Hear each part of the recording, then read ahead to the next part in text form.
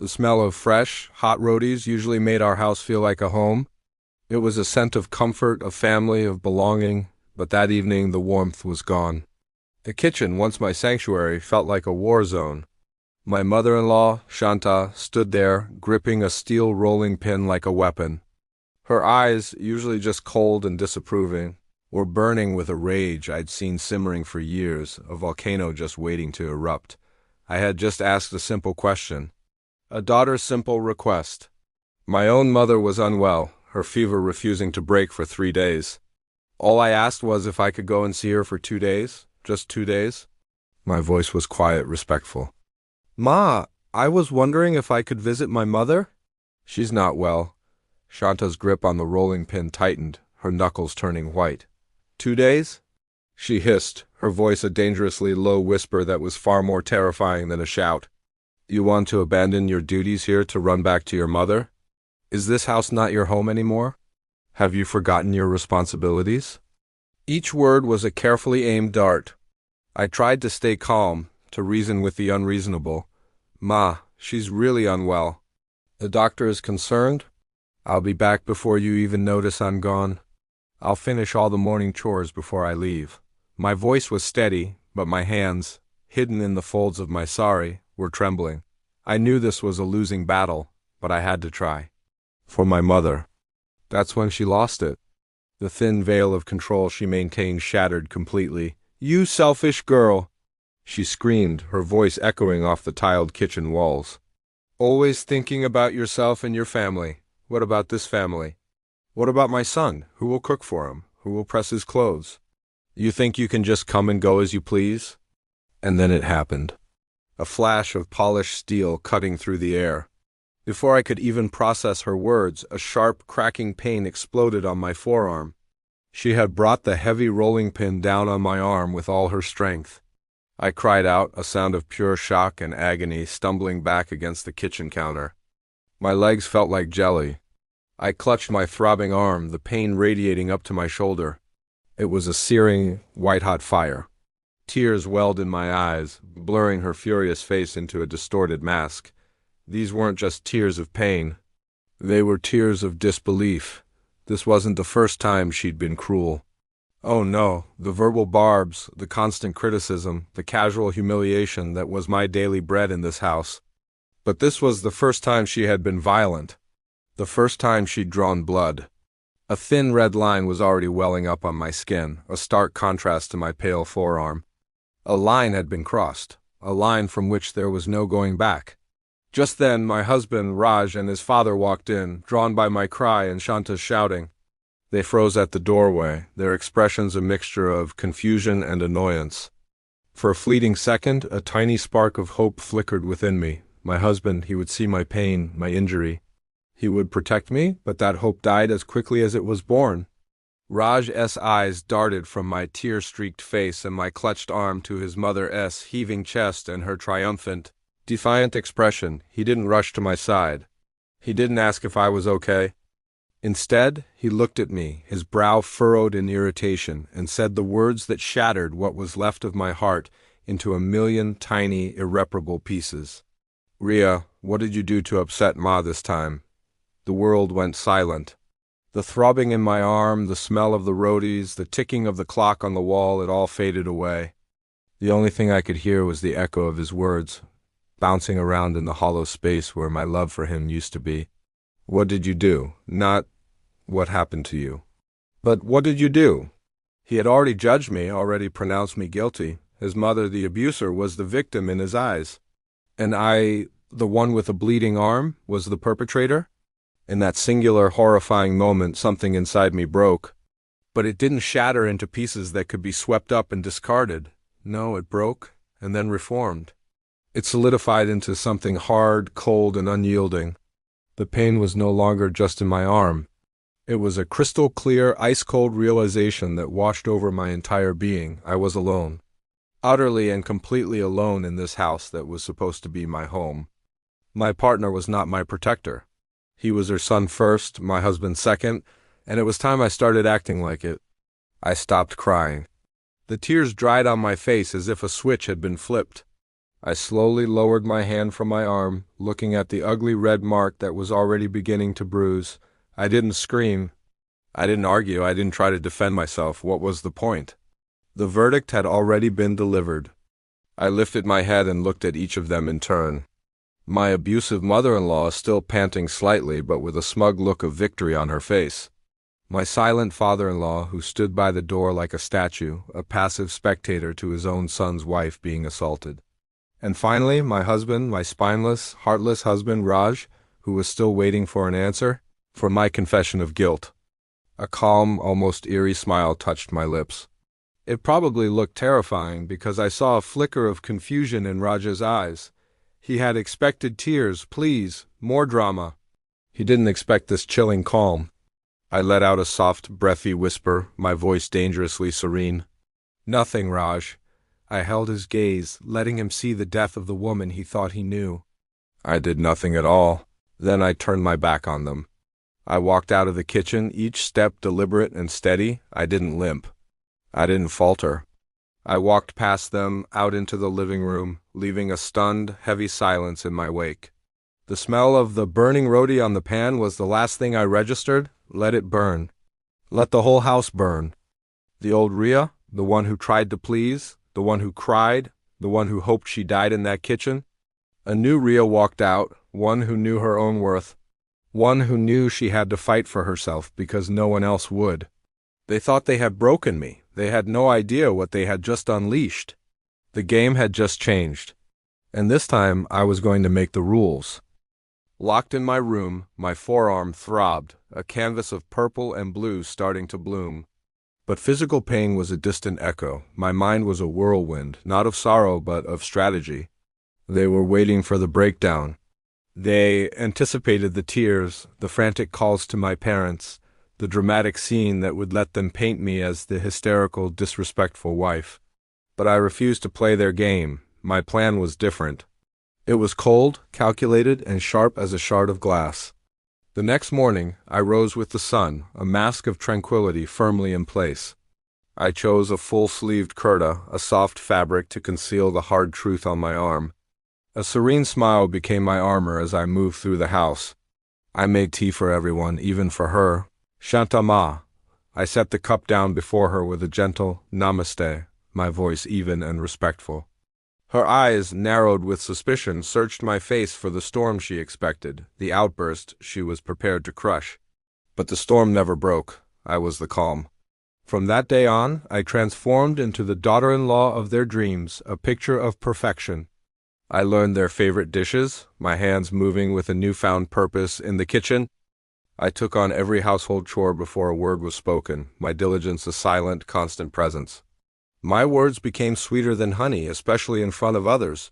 Shanta Ma, you've worked so hard, please go and rest now. Or during a family dinner. Shanta Ma, your aloo gobi is legendary, mine could never compare. Each compliment was a brick, each act of service was mortar. I was building a prison of perfection around her, and she was the one trapped inside. The whispers started soon after. Relatives, once distant, now looked at me with admiration. Shanta, you are so incredibly lucky, an auntie declared during a visit. Such a devoted, caring daughter-in-law is a true blessing. Shanta Ma would force a tight, brittle smile, her eyes flickering with a frustration she couldn't dare to voice. How could she complain about me? I was flawless. The perfect wife, the perfect daughter-in-law. Her weapon, public opinion, had been turned against her. She was trapped in the web of my impeccable behavior. But this was only the first act. While I played the part of the dutiful daughter-in-law in the open, I began a secret mission in the shadows. My new constant companion was a small, discreet voice recorder nestled safely in my pocket. It became the silent witness to the words she saved just for me when we were alone. The daily barrage of taunts, the cutting insults, the venomous whispers, it captured them all. Every hiss, every threat was now an entry in my digital diary. And the bruise, my silent testament, was not forgotten. I documented its journey meticulously. I took clear, dated photographs of my arm each day. I watched as the angry purple softened to a deep violet, then faded into a sickly yellow-green before disappearing altogether. This wasn't evidence for a police report. That was a battle I couldn't win. No, this was evidence for a different kind of justice, for the court of family opinion. I was gathering my ammunition, piece by piece, preparing for the final showdown. The stage was being set for the grand finale. The annual family puja was just weeks away. It was the biggest event of the year, a time when the entire extended clan from every corner of the country would gather under our roof. It was a day of prayers, feasting, and most importantly, social scrutiny. Everyone would be there. Every uncle, every aunt, every cousin. It was the perfect audience. My performance had been leading up to this. The perfect daughter-in-law was about to give the performance of a lifetime, and the curtains were about to rise on a truth they could no longer ignore. The day of the puja arrived, a symphony of chaos and color. The air was thick with the scent of marigolds and incense. I was a blur of motion, a vision of grace and efficiency. I greeted every guest with a warm smile and a respectful bow, ensuring everyone was comfortable. I served food, refilled glasses, and attended to the elders with a reverence that earned me nods of approval. Shantama watched me, a storm brewing behind her placid facade. She was the queen of this domain, and I was her star subject, making her look good in front of everyone. She was basking in the reflected glory, oblivious to the fact that her pedestal was about to crumble. After the main rituals were complete, when everyone was relaxed and gathered in the living room, I knew it was time. I approached my father-in-law with a plate of sweets. As I bent to offer it to him, I let my sleeve ride up just a calculated accident. It wasn't the fresh bruise, but a faint yellowish mark that remained. An elderly uncle, sitting nearby, noticed it. "Gita, what is that on your arm?" he asked, his voice laced with concern. A hush fell over the room. All eyes turned to me. This was it. I pulled my sleeve back down quickly, feigning embarrassment. "Oh, it's nothing, Uncle G. I'm just a little clumsy." Shantama's face paled.